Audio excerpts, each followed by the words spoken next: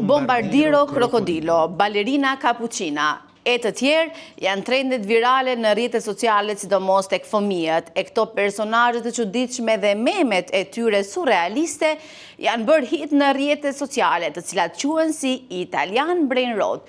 Por a janë thjesht argëtuese apo po dëmtojnë zhvillimin e fëmijëve?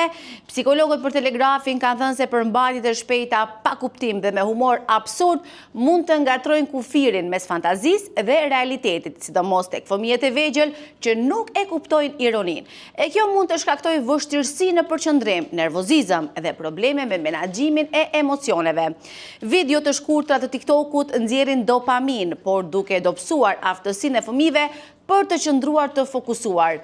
Prindër, flisni me fëmijët tuaj për atë që shohin. Kohë cilësore dhe përmbajtjet me vlerë janë çelësi, kujdes me trendet.